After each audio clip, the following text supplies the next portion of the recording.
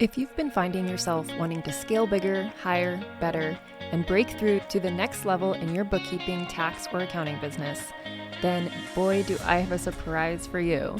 I'm so excited to finally be announcing Alyssa Lang, the Workflow Queen's free bootcamp that is coming to you live from August 19th through the 23rd, and it's called the Power to Breakthrough Bootcamp.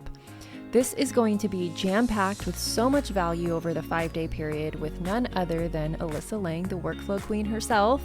And during that time, she's going to be covering her 5 core pillars that she calls the Breakthrough Bookkeeper approach. Each day is going to be dedicated to each one of these pillars: optimized offers, world-class systems, empowered company culture, and removable CEO. So if you're hitting a wall and feeling like maybe you can't move forward or you can't take on new clients because you don't have the right systems in place or the right team, maybe you're not really even sure where to start with hiring, then this is going to be the free bootcamp for you. You can go to workflowqueen.com/ambitious, or you can find the link in the show notes for this episode. There will be a live teaching session every single day starting August 19th through the 23rd.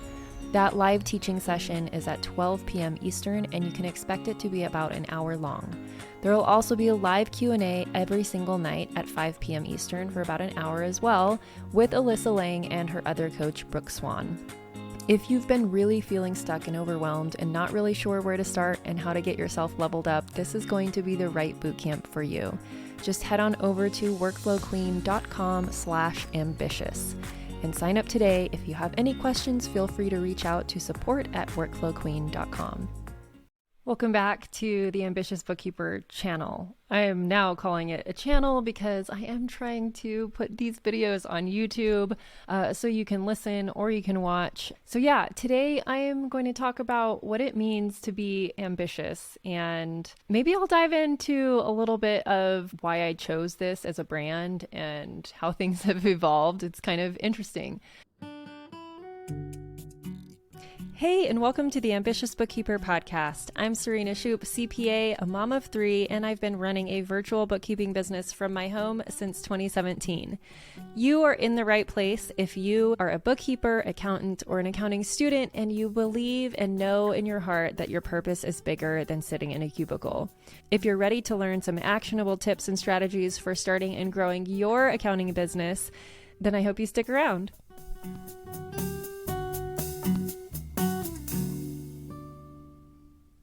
First, I want to start with the definition of ambitious. Good old Oxford Dictionary. Maybe that's where I looked it up. Now I don't remember. I should have cited my sources on my notes. But the definition of being ambitious or ambition, I can't remember which one I actually looked up. It is having or showing a strong desire and determination to succeed. Now, there's other definitions that talk about money and power, but this is the definition that this brand is centered around. And why that's important is because ambition has nothing to do with how much you work, how many hours you put in, how often you post on social media, how many clients you have, because it is all centered around the desire to succeed, and you get to decide what success is. So let's strip back the layers today and talk about how to figure out what success means to you and how to discern the things that will get you closer to your specific flavor of success.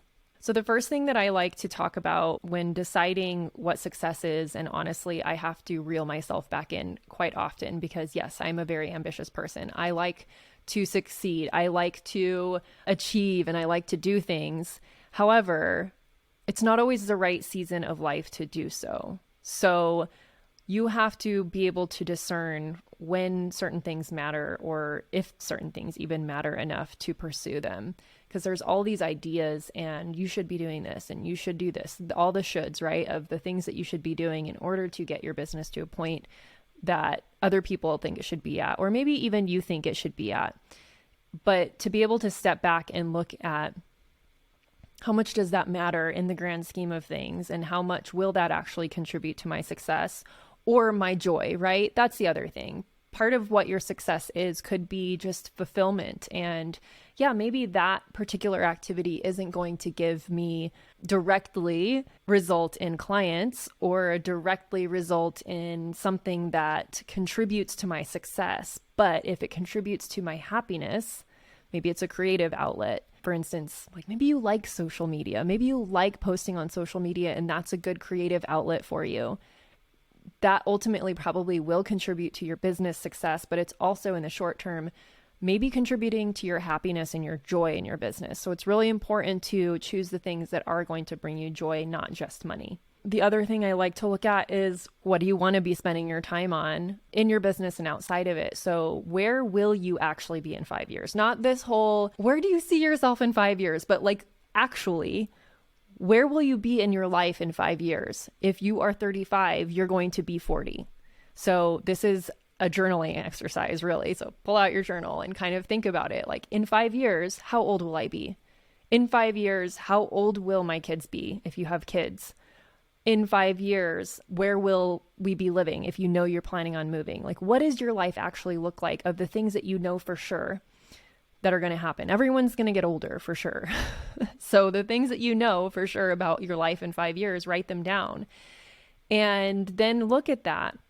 This was a really powerful exercise for me to write down. And I try to do this exercise every year, honestly, how old my kids will be in 5 years and what they will be doing for activities, or what I kind of expect them to be doing for activities. And where is my time going to need to be spent in cultivating their activities and their hobbies and their lives, and then reverse engineer what success looks like for me in my business. So if my youngest right now is 6, so in 5 years, my youngest is going to be 11,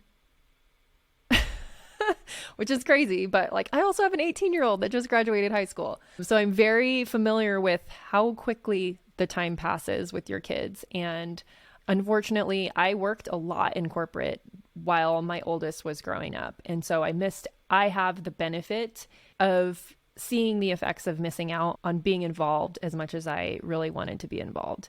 This is kind of a heart-wrenching exercise for some of us, but my youngest will be 11. My middle child will be 13.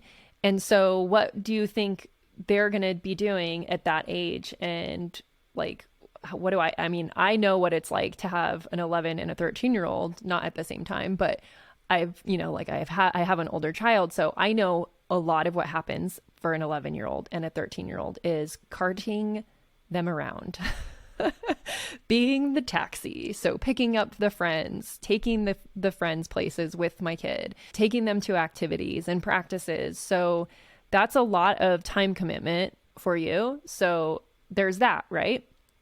And then also looking at the gap in between of, okay, in the next 5 years, that's how much time I could possibly miss out if I hustle too hard. So it brings things back into perspective. And so defining for you what success looks like in each season is really important. I have like an ultimate vision for my business. I think probably most of you do. My ultimate vision is to grow it to a not astronomical amount, but a good enough amount to that I can exit from and have a big chunk contributed to my retirement. However, while my kids are growing up is not the time I'm going to be hustling to get it to that point.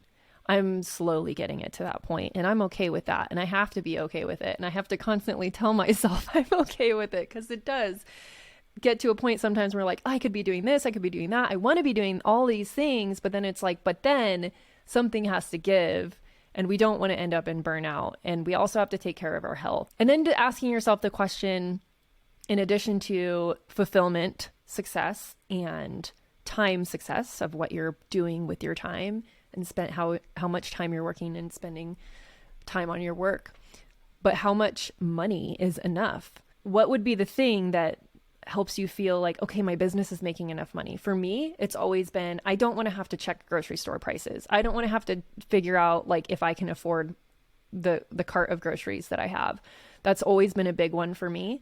I like to cook. I like to buy novel ingredients, and I like to buy some higher quality ingredients. And so I don't want to have to constantly check prices. So that was a big one for me. Like, if I'm making enough to be able to go to the grocery store and not really I'm blinking some eyes about it these days because it's freaking expensive. I saw a post the other day that was like, my fuel receipt on the car is like the cost of a car payment, and my car payment is the cost of a mortgage now, and like the grocery bill is the cost of the Costco bill, and the Costco bill. It was just like everything is so magnified now, but I digress. So for me, it's like I do blink an eye about the price, but at the same time, I know my business is doing what I want it to do when I can go to the grocery store and not have to worry so much about how much I'm spending on groceries. For you, it might be, I want to be able to go on a spontaneous trip and not have to worry about if I can pay for it. So like adventuring or traveling, or if you have an artistic hobby like painting or quilting and you want to be able to purchase things for that hobby without having to think about it, that is a definition of success too. Like it can be all the little things like that. Being able to just have the time freedom to go pick up your kids from school and not have them in aftercare, or not even have to have them take the bus, or be able to stay home with them when they're sick and not have to call in. All of these things can be part of your success. So if you are like me and sometimes you get caught up in like, I'm not doing enough, or like my business could be here, but it's only here, I encourage you to take a step back and look at all these things that your business is allowing you to do and sit in that gratitude and know that it's just a season that you're maybe being prevented from working as much as you want to. And in the next season of your life, you'll have the opportunity. Your business will not go away. Just if you maintain it to where it's at or do really slow growth, like it's going to be fine, and you can hustle later if that's what you really want. Or maybe you'll finally come to the conclusion of like, none of that really matters. We just want to run this business in order to pay our bills or have a little extra spending money or whatever your situation is. My ideas of success right now is so different in my late 30s than it was in my early 20s. And that's okay. It's okay to slow down or speed up. It's okay to honor the season that you're in, the season of life. If you have small kids, if you have teenagers, if you have a parent that you're caring for, it is okay to honor that season. And it's okay if that's enough. So I did promise you at the top of this episode that I would talk about like the name behind the Ambitious Bookkeeper. I don't know if I've ever talked about it on the podcast, but it really came about because I wanted to build a community of other people that do kind of feel this way, have this pull of doing something a little bit more. You have this desire and determination in your bones, and it doesn't have to look like hustling at all, but we all have this common sense of ambition and ideas and wanting to serve our industries and have more fulfillment, honestly, is what it boils down to in my eyes. So if you're here for that, thank you for being a part of it. Thank you for tuning in to this podcast each week. I really appreciate it. If you have found value in it, please go rate and review the podcast. Follow me on YouTube. I'm starting to do these on video, and I'll link all of that in the show notes for you. That's it for now. I'll talk to you guys next week. Bye. Thank you to everyone who helps make this podcast possible.